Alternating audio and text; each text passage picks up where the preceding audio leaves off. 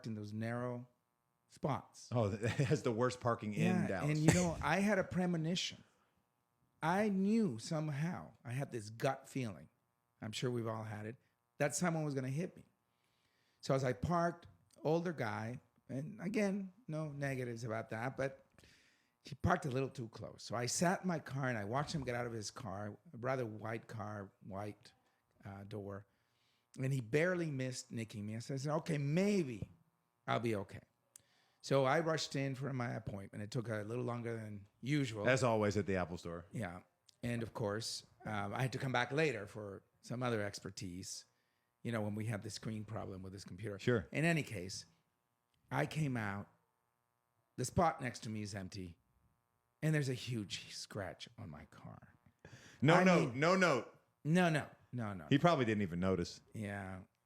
But the scratch was on the passenger side, the whole back fender, like on this side, right? From the wheel back. Like he pulled out. Yeah, Titanic scrapage. Yeah. Like literally Titanic scrapage. I mean, how do you not know that? The vibration in the car, the sound, just the angle, in other words, position sense. You know when you nick another car and you stop or you instinctively, right, push the brake. You know what I attribute it to? What? He doesn't give a shit. You expected me to say it's nitric oxide, or he's got. I'm going to tell you my acronym about geroscience. That's gerontology science from the Greek word for geros, for old. Yes, geros for old, right? So that huge branch in medicine today. So, with that, I suppose we can start of what is that science is all about. So, hey, everybody. Welcome again to the Leverage Podcast. As always, I'm your host, Davio Venturis. I'm joined, as ever, with the esteemed cardiologist, Dr. Federico Maese, otherwise known to most of you as Dr. Suave. Good to see you again, Fred. Good to see you as well. And so, today's topic. Yes. Is the science of aging? Well, stress. Oh, stress. And how aging and stress are related. Oh. You were telling a story right. about how stress can age you. Enormously. So tell me a little bit about the mechanism of aging. Oh, boy. And how stress contributes to that and how our listeners can mitigate that besides humming. In 15 seconds or less. Well, if we can do it in 15 seconds, we can get it on TikTok. But I think our Spotify listeners will take a longer. So aging, in short, is the inability for our repair mechanisms to be functional and to do a great job. And so part of it starts with our DNA. So DNA methylation, that is the aggregation of methyl group. You're either lift the microphone or mute yourself. Yeah, I was gonna ask you that. We can hear you breathing. Right. So that's where I'm saying where. If you look on, talk and you can see which one is yours, and then you can just hit mute. Testing 1 2. We can hear you. We can hear you. We can still hear you. Mute yourself. Perfect. No. Yeah, you muted your earphone. Okay. Boom. Yes. Now you're muted. Perfect. Now I'm muted. Yeah. Perfect. Okay. Anyways, back to what I was saying. So DNA damage, there occurs a mechanism called methylation of DNA, and there are repair methylation. Methylation. So a methyl group added to the DNA, which renders it basically non-functional. The more methylation, the quicker the aging. And so there are a number of people that have come up with what are called aging clocks, and they're based on how much your DNA has methylated. Oh, okay. It's interesting. And, other techniques. How do they test that? With electron microscope or? No, there is a specific technique that I'm not familiar with the exact mechanism, but, you go to Target and you buy your methylation clock, you put it at the side table, you push a button, in the morning it tells you how quickly you're aging. I don't know.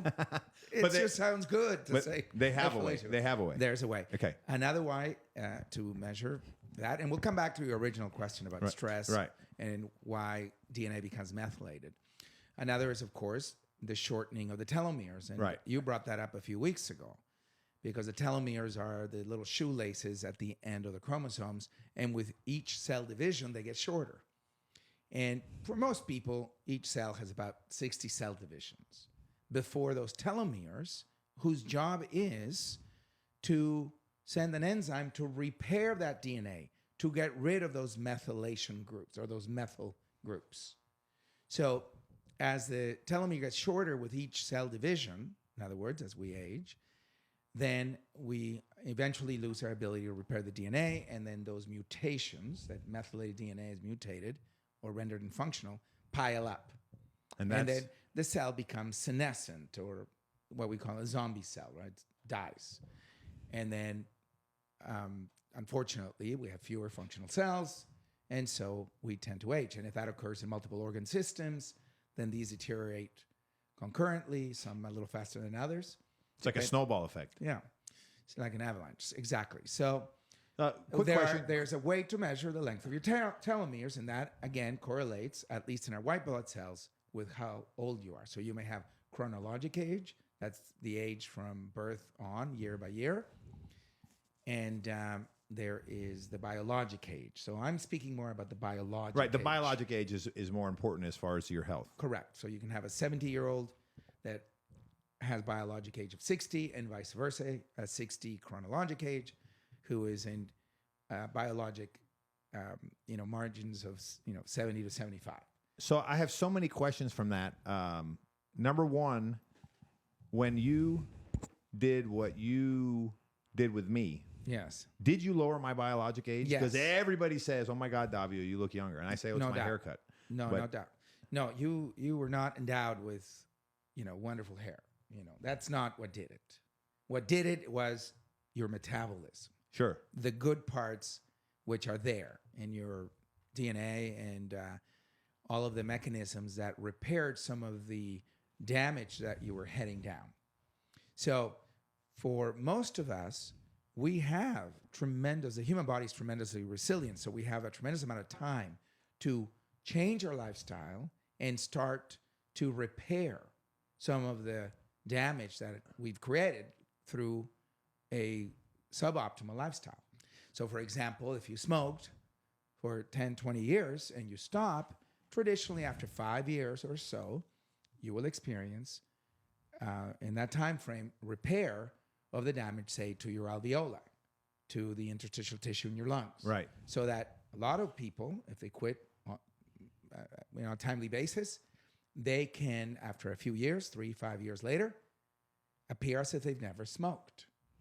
Now, if you smoke a pack a day for 40 years and you suddenly stop, which is good, you won't repair back to baseline. You'll repair to some Right. point, but not exactly to the individual as if you never smoked, right? Sure. So, But- same with other behaviors, alcohol abuse and the impact on the liver, and say other behaviors that you were doing, perhaps consuming too many sugars. So that was my bugaboo. Yes, and large portions of them. And so by changing your diet, you went to a more Mediterranean plant-based diet, limit the portions on proteins, tremendously decrease processed foods, right? Saturated fats Well, to be fair, and sugars. what you did for me is one, the sugar. Yes. But the main thing was getting my appetite to recognize that, because I always ate a Mediterranean diet, as you know. Right. I just For the ate most part. for 3 people. Right. Instead So of portion eating- control. Right. Right. Yeah, so, And so, second question tied into that: right. hypertrophy, autophagy. Autophagy, yes. Does that help reduce your biologic age Yes. by killing off? Explain that a little Yeah. bit. So autophagy is the mechanism by which our cells, basically get rid of the zombie cells. the zombie cells, the senescent cells that are consuming energy but not producing valuable contributions to that organ. Right. Proteins, for example, enzymes. All the stuff that cells make. Yes. And also get rid of any waste product that's being accumulated. So if you have the end products of, say, protein metabolism inside the cell, the wreckage, they're kind of like the cleanup crew, autophagy. So when you clean up those components of broken down proteins and you break it down to amino acids, then you can reuse those amino acids. So not only do you clean up Oh, great. the junkyard, but you use the valuable parts for the production of proteins that you may need, for example. So autophagy is one of those mechanisms that occur when you fast. Right. So people who restrict their not only their diet, maybe again eating fewer deleterious foods, sugars, and excess of saturated fats, Or even an excess of good foods is bad for you, right? Yes, of course, because then you won't use the energy and you accumulate it and store it. The liver converts that into triglycerides and adipose tissue, builds up and so on. So when you fast for more than 12 hours, you increase the mechanisms by which autophagy occurs. So intermittent fasting is a great mechanism for people to restrict their window of eating, say, to a 16-8 schedule, so 16 hours of fasting and have 2 meals In an 8-hour period. During an 8-hour period.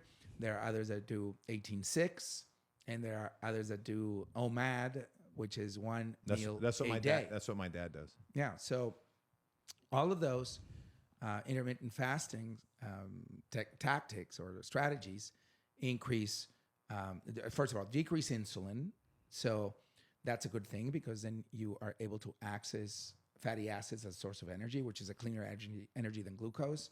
You increase growth hormone the more you fast. So that's youth hormone that helps you build muscle, that increases the secretory capabilities of your lubricant glands that give you better texture in your skin, for example, and also build muscle and proteins, increase the autophagy that I mentioned, decrease inflammation. So less oxidation of, say, LDL inside the vessel wall, so you build less plaque. And less methylation of the DNA. Less methylation of the DNA. So less oxidant stress and less damage to the cell walls as well. So intermittent fasting is a great way to stay young. You highly recommend it as Yes. That's your expert, yeah. That is one of the techniques. We can speak about exercise and moving every day for 30 minutes or more, doing some resistance training. It's not just aerobic and walking and perhaps You got to do a little sport. weightlifting. You've got to do resistance training because at least 3 times a week, say 30 minutes or so. And it doesn't have to be Olympic level weightlifting, but some resistance so you won't get injured. And personal trainers can add a lot of information on this, but that allows also for you to release more testosterone, growth hormone, decrease through an interesting mechanism, stress hormones. Initially, you put the muscle under stress. So you transiently increase stress, which is good. Exposing your body to a little bit of stress is wonderful. And then, when you exercise, the science of exercise, you initially put your muscles under stress. So, And then there's a reversal where you get better vasodilatation, of course, more nitric oxide production in the endothelium, more blood flow. everybody take a drink, he said. He said nitric oxide? Yeah. Yeah.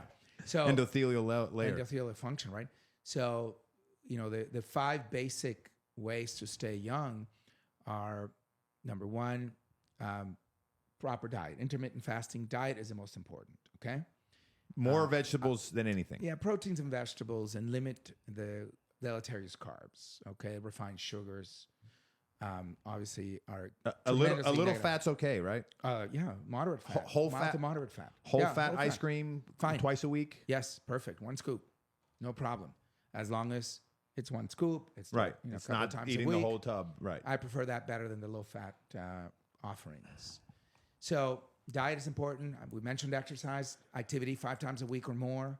The American College of Cardiology recommends 30 minutes a day, 5 times a week. And too much is bad too because you can get hurt. Correct. Like what happened to me. And you don't get the benefit. Right. Also, so there's a sweet spot, 30 to 60 minutes. The golden mean. And it's variable. It can be a little variable depending on who you are, genetically speaking, but that's going to help you, right? The third, of course, is proper sleep. So on average, anywhere from 7 to 8 hours would be the ideal, not less, not more, of uninterrupted sleep. We know that when people do that, they have better or lower cardiovascular events, less strokes, heart attacks, congestive heart failure, sudden cardiac death, and other cardiovascular. And I events. can tell when I don't get enough sleep, I can't do as many pull-ups or push-ups. Right. I just Absolutely. like direct correlation. Yeah.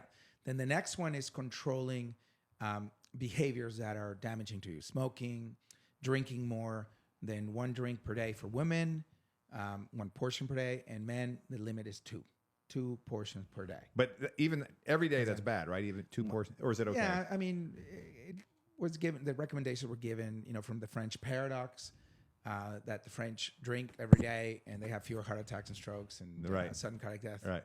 than Americans, right? Than people in other Western societies. So it was attributed to perhaps the red wine, the value in the wine. But basically, there's resveratrol that has, polyphenols, grapes and so on, are able to be work as an antioxidant and help protect your vascular system, prevent the methylation of DNA, prevent oxygen radicals from damaging cell membranes. And so So a little alcohol, a little bit, yeah, but just don't overwhelm your liver. correct. Which is why women need to drink less than men because they have Correct. smaller livers, right? Okay. And smaller for in Body general weight, body of distribution. So, and no smoking. Okay, I understand some people like to smoke marijuana here and there to relax them for anxiety. For the most part, that's not going to be damaging if you smoke, a couple of times a week when you feel that you have a lot of anxiety. It's preferable to, in my opinion, pharmaceuticals. But more than that, it can be damaging as well. Sure. For a variety of other reasons, including the attitude towards life and responsibility with your daily activities and Right. so on. That it can interfere with those. Okay, so again, a little bit probably okay, moderate to more probably not okay. Got it. Okay, so And what's the fifth? the fifth is connectivity, connections A to theme that we've had. right to your significant others, starting with family, of course, spouse, boyfriend, girlfriend, friends, community, your country at large. So connectivity is one that is very important in those countries where people live to be 100 or more, like the blue zones that we've talked about Right. before. And those people, for the most part, are incredibly connected to their immediate community, to their friends, to their family on a daily basis. And that is a vital part of staying young and staying vital. So those 5 things. Yes. How does stress hijack all those? Because you didn't mention stress in those 5. Right. So if you don't do any of these things, let's say you are isolated, you're too much into social media. And by the way, the recommendation, especially in young individuals, say teenagers and under 25, is that they should not be on social media for more than 2 hours a day. Once you start increasing the utilization of social media for the sake of social media use. Right. I'm not talking about, hey, I work on social media. I'm a marketer and I'm working. You're talking about people just Just surfing the Instagram. net, surfing all of the social media networks, 2 hours a day. I think if you use more, it starts to increase anxiety, isolation, depression, anxiety, substance abuse, suicidal ideation, and basically depression, unhappiness. And it manifests differently in young men and women. With young men, Right. higher likelihood of suicide and doing harm to themselves. More so than girls. Girls, more anxiety and poor self-esteem, and clearly all kinds of antisocial behaviors. So stress, can come from not sleeping enough, from a variety of other, issues in your life, poor connection with others, poor interpersonal relationships. Again, too much social media, too much porn, too much self-indulgence by yourself with television and things that don't Sitting involve too much, does creativeness. that count as stress? Yes. So we talked about exercise at the beginning, what reduces stress, what keeps you vital, gives you Too much younger, food is stress. biologic. So the opposite of all of those Is stress. is stress, and so it's a vicious cycle. But I was talking more about the psychosocial connections or lack thereof. Right. So you lose your job and you're tight on money. And so, You go You through a don't go out. divorce. You go through a divorce. You don't have a significant other. You've gone through difficulties with a child for whatever reason. All of these stressors start to increase stress hormones like cortisol, the catecholamines, and glucagon, and other cytokines that increase basically your damage onto your DNA and your damage onto your cell wall. So you produce less nitric oxide, and so you have less ability to repair the damage. So cortisol, it Yes. seems to come up in all kinds of conversations we Yes. have. And I'm curious, there must be a reason that we have it, right? Is that Yes. like if a saber-toothed tiger's about to attack me, Yes. the cortisol helps me like Get going, right? Okay. The escape reaction, Right.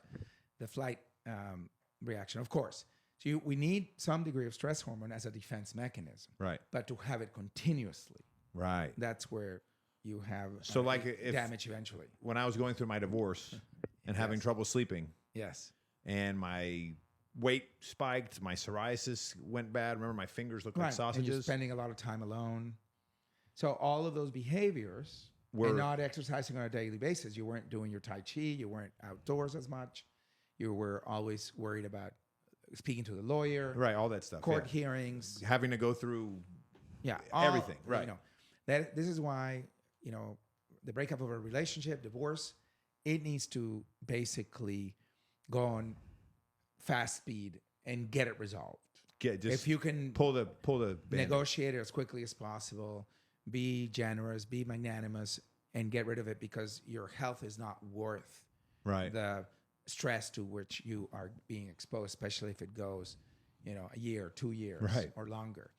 And, so it's important to get, strategies to mitigate stress, right? And all of those result in faster aging, biologically. So, as you become older, then you have fewer active mechanisms to repair your DNA. So you become more frail, you have more fall risk, you start having cognitive impairment that could be mild, moderate, or severe. In other words, with executive function, where you can You like forget to do stuff. yeah, you don't analyze information as easily, memory lapses that people, notice, and then, you start to get it on multiple medications, especially psychoactive meds, so the polypharmacy, and impairment of your senses as well, your, visual, auditory, olfactory, tactile senses, your taste as well. All of these happen quickly unless you start with a strategy to prevent aging very early enough. The best strategy to prevent aging is to learn lessons early, Right. right? So an ounce of prevention is worth a pound of cure. so we got the 20-somethings, 30-somethings that are sitting at home collecting a check. In other words, not working, Eating and, Wingstop. eating fast food a couple of times, a day, and we know that people under 40 in the U.S. About 46% eat one fast food meal per day. That's a huge number. Okay. And that's stress on their body. Yes, and putting all those, horrific chemicals in your body, and with very little actual nutrition, and then you add to that the isolation because they're not dating; they're actually just doing online dating, which, as we've talked before, only about 7% of guys get any action from girls. In Sure. other words, attention. Right. And then on top of that, they're addicted to porn. So they have a twisted sense of what a relationship should be. And so they go on this negative pathway. Very difficult to reverse. And the behaviors that I've just mentioned are very common. And it snowballs. Snowballs, yeah. They gain weight. So obesity ensues. Sorry. Need some So- water? Yeah, I wish I had. We don't have our Topo Chico. I saw a lot of patients today. I've talked for 8 hours today, nonstop. So It shows your capacity for speech. boy. How you're able to do the podcast after, because I've Yeah. seen you at the office and you talk. just talk and you just listen. go. Yes. Yeah, all of that. So Your biologic age is what? You're like in your 40s? no. I'd say I'm 64. I'd say I'm probably 10 years or so, say 5 to 10 years, somewhere in that realm, depending on what day you catch me on. But anyways, so all of those things we got to learn early, right? Right. From young to de-stress to, the 5 things I mentioned earlier. So proper nutrition, active exercise program, proper sleep patterns, avoid the harmful drugs, cigarette, Right. Limit alcohol, and connect. The And connection. I'm talking physical connection. Like okay? actually, like this, actually Correct. seeing somebody. Conversations without social media, without television, without distractions. It's okay if you're watching a game and the game's kind of secondary and you're having a great conversation with friends. That is incredibly valuable. So all of those things. And then there are other minor things one can do, of course. Like which humming. is be creative. Write, paint, take up a hobby, volunteer. Edit a Help podcast. others. Edit a podcast. Make new friends. In other words, do things that are perhaps a little bit outside of your regular activities. Go take a course online. Learn a new skill, a new language. All of these Write a things book. create.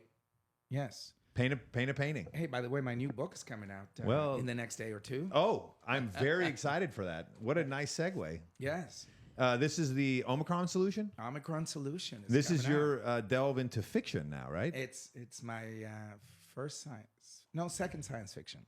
The other one was Orwell's Hospital, where I put the U.S. healthcare system as if it were Animal Farm. But this is more of like a thriller. That was more of like an educational. yeah, kinda it has like- a little bit of that. Yeah, this one is more of a It's a thriller, sci-fi right? thriller. Yeah. I'm very excited about it. Yeah. You've told me a little bit about it, and Yeah. do you want to tell the audience a little, just to give them a tease? Well, basically, a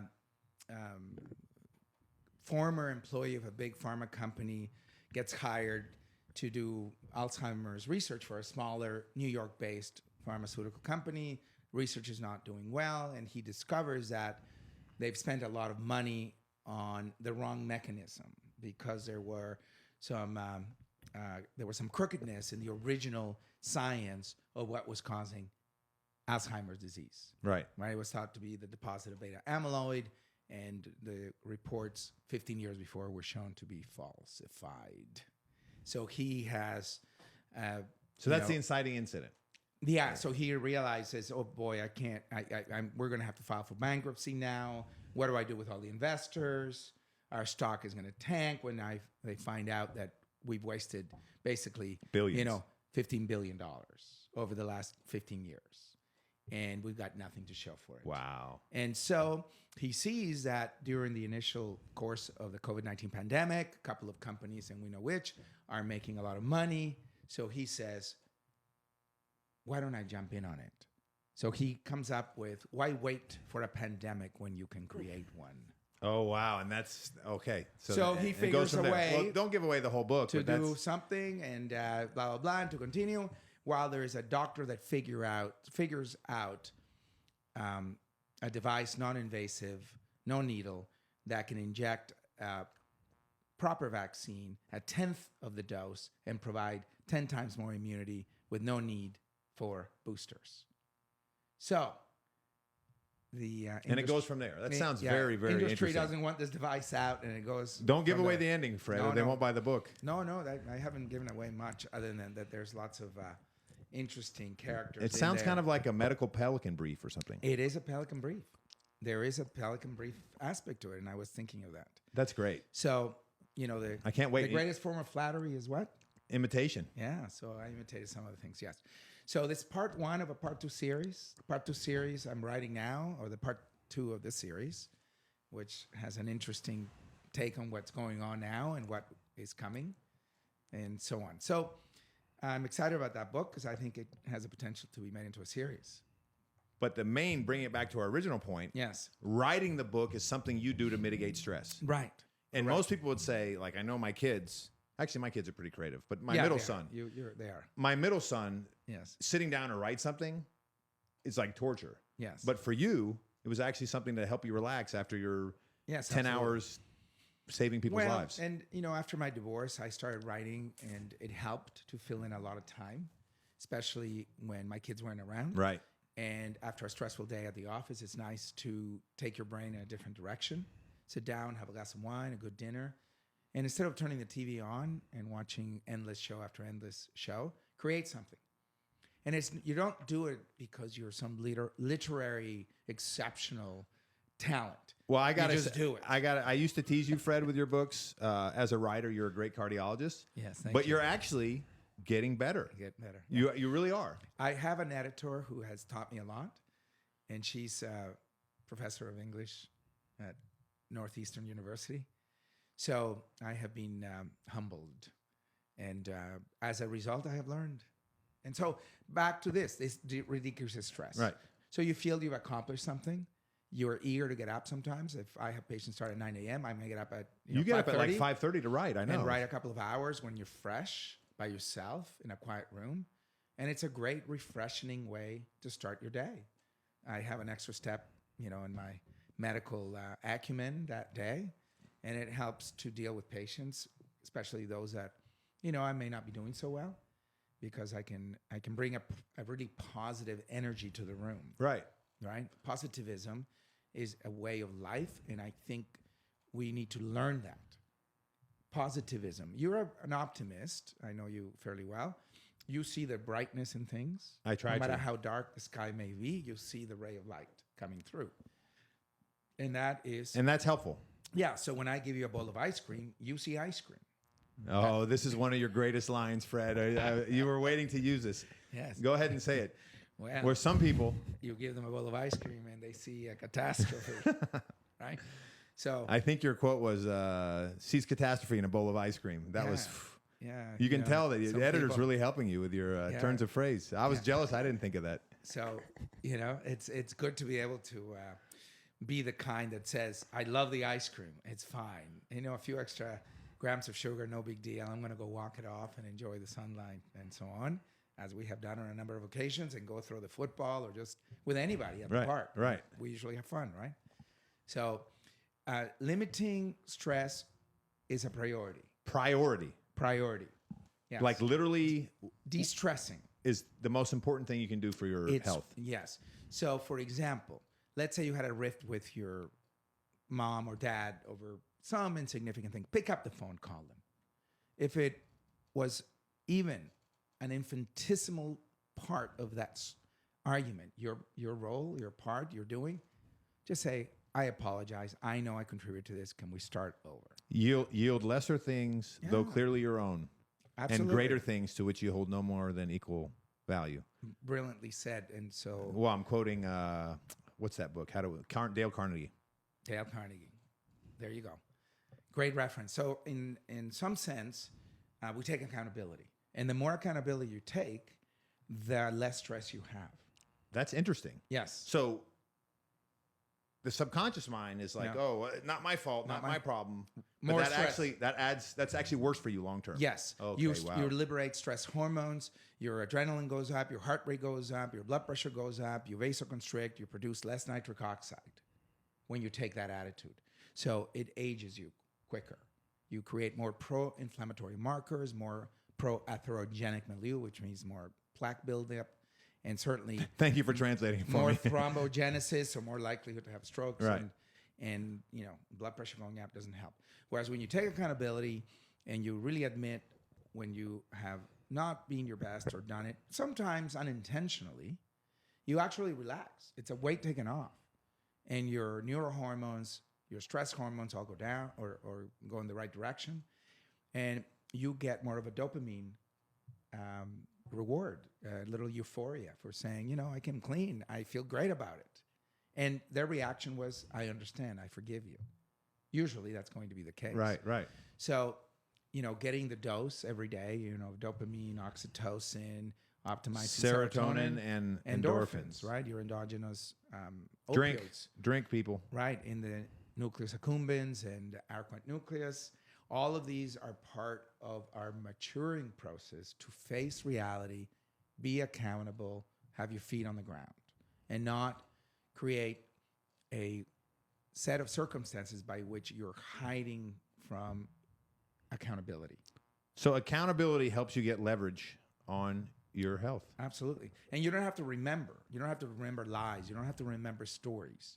Right. What happened? Oh, I backed up into the guy at Apple. It was me. Wasn't him. Wasn't him. Right? So there are ways to obviously go through life where you're not honest to yourself. And then if you do a self-talk, you say, hey, I wasn't my best. I did this and I really shouldn't have. I blew it. I need to go back and make amends. And, whether, AAA, the Alcoholics Anonymous, you have to at some point come clean with all AA. those. AA. It's not AAA. That's AAA is when I get a flat tire, who I call. Double A. Yeah. Double A is when you're playing There you go. baseball. I stand corrected. That's right. Double A or double A batteries and so on. Yeah. So Alcoholics Anonymous, Right. one of those steps Right, is sure. to come clean with others. Go apologize. Tell them, I wronged you. I didn't treat you right. And I'm trying to improve and be better. There's a lot of value in that. And it de-stresses you. So there are many other techniques, of course, and people may have, the humming you brought up the other day to create nitric oxide in your sinuses. Others may meditate. Meditation is good. Tai Right. Chi, obviously. Yoga. Martial arts are phenomenal. Yoga, of course. And, simple things, a puzzle, having a pet by you. We know that in elderly individuals that decreases stress. That companionship provides a happier... Well, it's connection. It's more connection. Yeah, that makes happier sense. environment, right? And in cancer patients, to visit, to have that hand from the doctor to say you're going to be okay or you're doing better. And lastly, the placebo effect is a huge effect. Well, as you know, my grandfather was a doctor, internist, Yes. internal medicine like you. And, Back in and he Greece, used to right? say that half of his job was just putting a hand on Yes, somebody and letting someone. them feel a connection that someone was cared. Yeah. And not a sweaty hand. No, I'm sorry.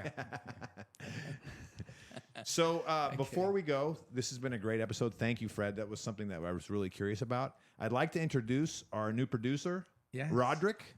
Roderick, if you could join us. Absolutely. I There think you go. Roderick has a few questions. Absolutely. So welcome. Welcome. Are you gonna? He's going to gradually get more confident about just going, hey, guys, wait a minute. You I know, don't buy that. Which First is of all, guys, that was a great conversation. I was waiting to jump in, and I'm glad I'm getting this introduction. Do you want to know the role of sex in decreasing stress? That's your question. Well, what I learned about stress is I have some questions, and I want to ask you something too. Please. So there is a good stress, which is called eustress, correct? Yes. Okay, so I didn't know that until this year. A little bit of that stress is very useful. So eustress is a good stress to have. Yes. So, people think that stress across the board is just bad for you. But the other question I had is with social media, and you were talking about having 2 hours of social media, not more than that, and suicide has gone up, right? Substance abuse and anxiety, depression. Things Right. Like that. Yeah. So In young individuals, for sure. it seems like, and I don't know, but is there more suicides nowadays than it Yes. was back in the day? Yes. And is it connected to social media? It's a large component. It's also, Diet. the family units, bad diets, less participation in physical activity, less connection with others, with physical connection. Okay. The more social media use, the more isolation, especially in teenagers. And from what you explained it to me, Fred, the connection you have on social media does not compare to the actual face-to-face connection. Correct. It doesn't give you the same dopamine release or oxytocin release in your brain, in your neurochemistry, which is what makes you happy. Oxytocin is the love hormone. You don't get as much on social media as you would meeting a friend face-to-face and touching somebody. And this is the thing, right? We're men of a certain age, and the younger generation were born with social media. So Yes. we know what it's like to be without social media and function, but they are lost without social media. So they don't even know how that feels to have that interaction, correct? Exactly. So the key for them is, I'm not saying don't do it. Like if your job involves doing social media, that's how you earn your living, do it. I'm talking about the kind of social media use whereby you're just surfing, looking for a thrill, an excitement, A dopamine hit. a dopamine hit. So The one, and a big part of it is the online dating, which has proven to be incredibly damaging to a vast number, especially of young men, because we've touched this on a prior segment. The girls usually hit on about 7 to 10% of the young men. The rest are not getting anything, so they're getting even more frustrated. They go deeper into the social media, more isolation, more alone time, more masturbation, more porn. And at the end, it said, look, it's easier to just do that, get high, have a few drinks, Play and eat video fast games. food and play video games. And yeah, we didn't touch much on video games, but the excessive video game playing, that really amounts to, for most, not a productive time expenditure. Now, I've heard that a little bit of video games, It's especially fine. for older people, like It's great. someone like my mom, Yes. it's going to help her since she can't Focus. She can't go play a soccer Yes. game, And- but she can have the sort of mental thing. So a little bit is okay, right? Absolutely. And we have children, say, with various degrees of autism, where video games can be incredibly helpful to them. But these are very specific examples. And it's not 8 hours of video game. It's 30 to 45 30, minutes. 40 minutes. Yeah. And they play games. They have fun. They relax. It calms them down. And again, what I'm talking about is a 25-year-old who maybe is just sitting at home on the couch, eating fast food, playing video games, alternating with porn, while on the phone doing, online dating and just, shifting left or right on Tinder or other such sites and not getting anywhere. And by the end of the day, not much has been accomplished, and they're a little bit deeper into that rabbit hole of depression, anxiety, substance abuse, and eventually, suicidal ideation. So that is far more prevalent like you pointed out, Roderick, the younger individuals that know nothing more than just social media, right? And being online. But it's important to recognize, I got to put it down. I enjoy my time. I'll enjoy it even more because I only do 2-3 hours a day at most. And I go go play football with my buddies, go hang out. Walk the dog. Yeah, do physical things. Meet a girl, actually, In person. For a coffee. And I want to piggyback off of what you were saying about what because I'm in school now and I'm learning. I took this class, psychology of play, and the studies show, of course, that like when you're young, you're playing tag and you're running around, and that's healthy for you. But then when we get older, hey, it's time to grow up. It's time to be serious. But we're learning now that psychology of play is doing something, whether it's playing a video game, playing soccer, playing whatever that you're having fun doing is good for your stress and your health. That's what I learned. So Yes, absolutely. But there's a curve of diminishing returns once you get to the 4th, 5th, 6th hours of playing video games, day after day after day, right? So if you're going to do video games 1 hour a day, hour and a half, 2 hours, that's enjoyable to you, great. But then from then jump on to something else that gives you the dopamine release, that gives you pleasure, mitigates pain, that creates a recurrent behavior pattern that is very positive. Whether playing a sport, going with someone to see a movie, or hanging out with buddies, or reading a book, or writing a book, or many of the other behaviors that we've discussed. Right.